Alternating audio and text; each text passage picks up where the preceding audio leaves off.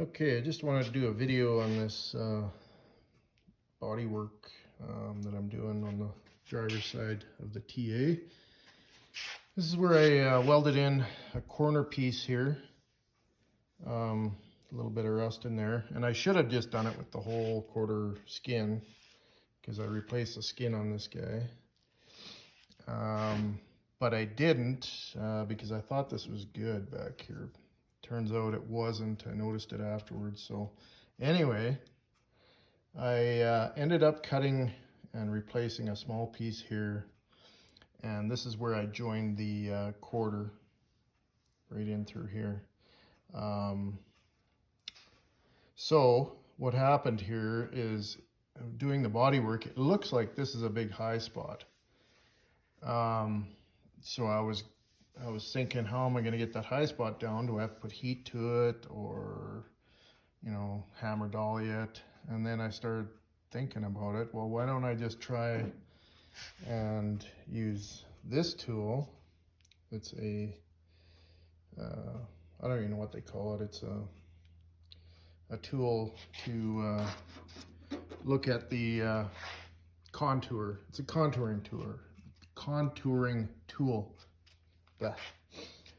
Anyway, so I looked at the other side here because this is I also replaced this skin, but I did the whole skin. So so I pressed it up there right on the body line, and so that's what I got.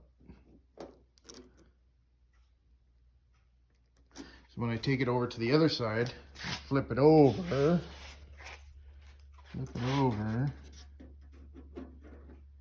that gives me a good read of what is going on. So obviously I've got a big low spot. Well, not big, but now I know that that shiny spot there is not high, it's actually low. And it's low mostly where I did the welding.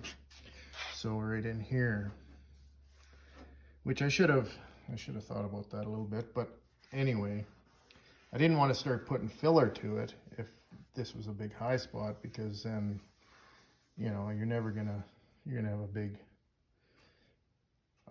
high spot, and you're gonna have to blend it all the way into the quarter. So anyway, so that's just a little tip for anybody that